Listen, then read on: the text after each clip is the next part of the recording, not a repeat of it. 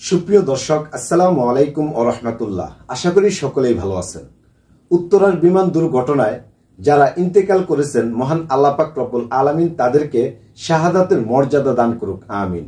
হাফিজুর রহমান সিদ্দিকী সাহেব হবিগঞ্জে এই বিমান দুর্ঘটনা নিয়ে আলোচনা করেছেন। চলুন আজকের এই ভিডিওটি আমরা কন্টিনিউ করে জেনে নিই। ভিডিওটি দেখার আগে আপনি যদি এই চ্যানেলে নতুন হয়ে থাকেন তাহলে চ্যানেলটি সাবস্ক্রাইব করে পাশে থাকা বেল বাটনটি অল প্রেস করে দিন। আর যারা করেছেন তাদেরকে অসংখ্য অসংখ্য ধন্যবাদ। আর বন্ধুরা, আপনাদের জন্য বরাবর একটি কথাই বলবো, নামাজ বাদ দিও না বন্ধু, এপারে চেয়ে ওপারের জীবন অনেক সুন্দর। তাহলে চলুন বন্ধুরা, আজকের এই ভিডিওটি শুরু করা যাক। ওই ঢাকার শহরে আগুনের ভেতরে কান্নার আওয়াজ তুমি দেখার পরেও কেন একটু চিন্তা করো না? মা বাবা কোনোদিন তো স্বপ্নেও ভাবে নাই আমার ষষ্ঠ শ্রেণীর সন্তানটা মরে যাবে, আমার চতুর্থ শ্রেণীর সন্তান দুনিয়া থেকে চলে যাবে।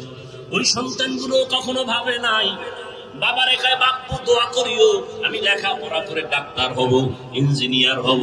কিন্তু আমার মালিকের আদালতে হিসাব মিলানো হয়ে গেছে, দুনিয়া থেকে চলে যাবে, ডাক্তার আর হতে পারবে না, ইঞ্জিনিয়ার হতে পারবে না। মা বাবা চোখের পানি ধরে রাখতে পারে না। আমার কত স্বপ্ন সন্তানটাকে দিয়া, একটা মা বাবা নিজে না খাইয়া সন্তানের পেছনে সময় ব্যয় করে, নিজের ঘুমের চিন্তা করে না, খানার চিন্তা করে না। ও সন্তানেরা, ওই মা বাবার স্বপ্ন বাস্তবায়ন যদি করতে চাও, মা বাবার দোয়া ছাড়া কোনোদিন সামনে আগানো সম্ভব না। কিসের বাহাদুরি করো রে বাবা, এখনো সময় আছে, তওবা করো। কোন দিন আজরাইল এসে তোমাকে আমাকে নিয়ে যাবে বলা যায় না। তওবা করো আর মনে বুঝাও, আমার মতো যুবক যদি স্কুল কলেজে পড়িয়া নামাজ পড়ে আমি পারবো না কেন? তোমার আমার মতো যুবক জেনারেল লাইনে থাকিয়া র্যাব, আর্মি, পুলিশ, বিডিআর এর চাকরি করে 5 ওয়াক্ত নামাজ পড়ে তুমি নিজেকে প্রশ্ন করো, তুমি কেন পারবা না? তোমার মতো কত জেনারেল লাইনের সন্তান রাস্তায় গাড়ি চালায়, এক বেলার নামাজও ছাড়ে না, বলো বাবা তুমি কেন পারবা না? তোমার মতো যুবক নদীর মধ্যে মাছ ধরে নামাজ পড়ে, তুমি পারবা না কেন? আল্লাহ আমাদের সবাইকে বুঝার তৌফিক দান করে। সুলাইমান নবী সিংহাসনে চলতেছেন, মদিনাতুল মুনাওয়ারা থেকে 9 মাইল উপরে সিংহাসন। হঠাৎ করে সুলাইমান নবী জমিনের এক পিপিলিকার আওয়াজ শুনলেন 9 মাইল উপর থেকে। ঘটনা আপনারা জানেন, সুলাইমান নবী পিপিলিকার আওয়াজ 9 মাইল উপরে কানে শুইনা সিংহাসনকে বললেন, সিংহাসন জমিনে ল্যান্ড করো, জমিনে ল্যান্ড করো। সুলাইমান নবী মুস্কি হাসলেন, পিপিলিকার ঘটনা শুনাইলেন। সিংহাসনের মধ্যে হুদহুদ নামের পাখি, তাকে পানির দায়িত্ব দেওয়া ছিল। ও নাক মাটিতে স্পর্শ করলে বলতে পারত এখানে পানি আছে। সুলাইমান নবী জিনদেরকে বলতেন পানি উঠাও, ওযু করবো, নামাজ পড়বো। মিটিং চলতেছে, হুদহুদ একটু উপরে ঘুরতেছে। নামাজের সময় নামাজ পড়বেন, পানির তালাশের জন্য হুদহুদকে ডাকলেন, দেখো হুদহুদ নাই। এই হুদহুদকে না পেয়ে সুলাইমান নবী যে শব্দটা ব্যবহার করলেন, এই কথাটা এখানে আমি বলবো। সুলাইমান নবী হুদহুদকে না পেয়ে যে শব্দটা উচ্চারণ করলেন,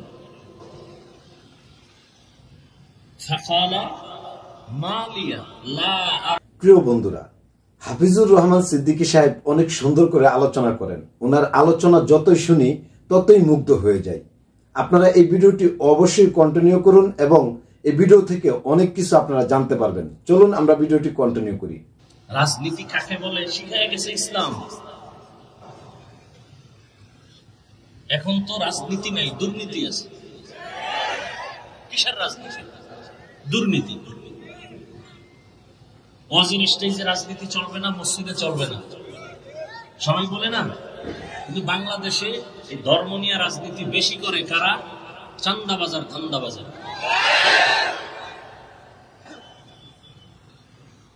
মানে হুজুর কিছু করতে পারবে না, সে মূর্তির মতো থাকবে, সব আকাম সাকাম সব অন্যেরা করবে, বাধা দেওয়া যাবে না।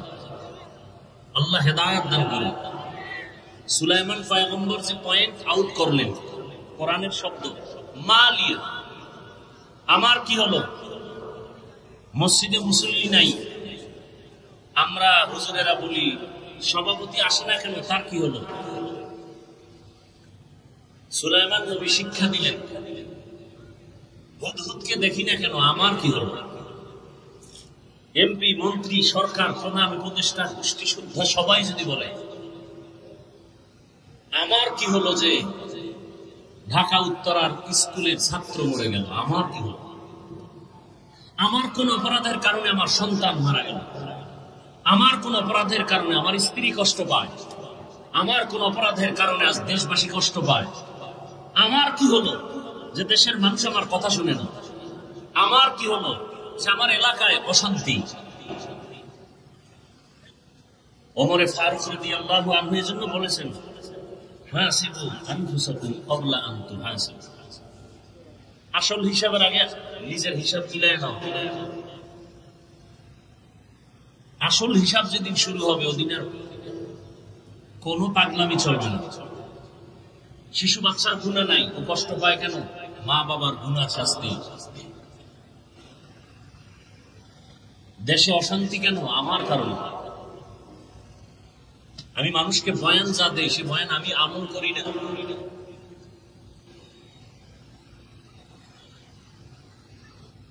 আল্লাহ সবাইকে হেদায়েতের দৌলত দান করেন।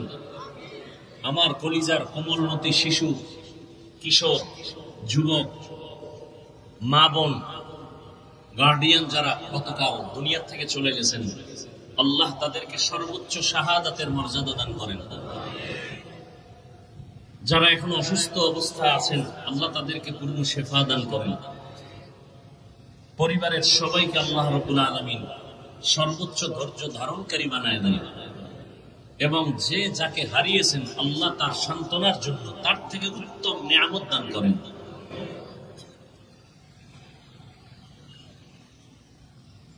আল্লাহ মুসিবত থেকে দেশ এবং জাতিকে হেফাজত করেন। আগুনের গজব, আগুনের গজব।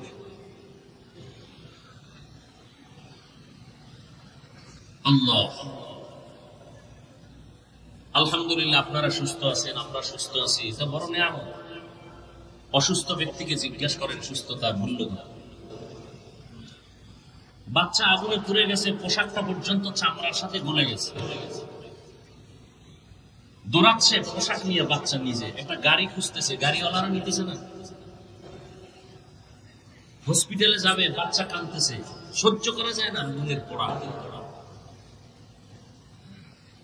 একটা বাচ্চা কানলে সহ্য করা যায়, বড় কেউ কান্না করলে একটু ধৈর্য ধারণ করা যায়।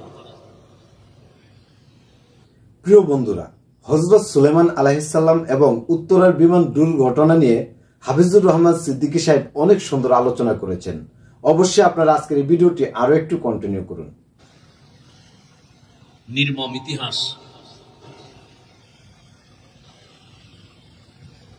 ঘরে ঘরে ঘরে ঘরে অপরাধ চলতেছে। মা অপরাধ করে, বাবা অপরাধ করে, ছেলে মেয়ে অপরাধ। ঘরের মধ্যে সারা রাত মোবাইলে জেনা করে, চোখের জেনা, কানের জেনা, জবানের জেনা, অন্তরের জেনা, সারাটা রাত ঘরে ঘরে চলতেছে। যেই পরিমাণ গুনাহ চলে সারা রাত ঘরে ঘরে, এতে তো ঘুমের মধ্যে আল্লাহর গজব আসা দরকার ছিল। সেই পরিমাণ আসে না কেন? একমাত্র রহমাতুল লিল আলামিন উম্মত হওয়ার কারণে আসে না। কিন্তু কপাল খারাপ, চিনলাম না সে রহমতের নবীকে। যদি চিনতাম তাহলে এখানে তো সব রাসূলের আশিক, সবাই আল্লাহ মানে, নবী মানে, কোরআন মানেন, হাদিস মানেন। আপনাকে আমার দাড়ির জন্য বয়ান করতে হবে কেন? টুপি মাথায় দেওয়ার জন্য আপনাকে নতুন করে বয়ান দিতে হবে কেন? আমিও যে আল্লাহর গোলাম, আপনিও সে আল্লাহর গোলাম। আমি যে কোরআন মানি, আপনিও সে কোরআন মানেন। আপনাকে দাড়ির জন্য বয়ান দিতে হবে কেন? বরং আপনি দাড়ির জন্য বয়ান দেওয়ার পরে আপনি মানেন না, বলেন না রাখলে অসুবিধা কি? আপনার ঈমান এত দুর্বল হয়ে গেল?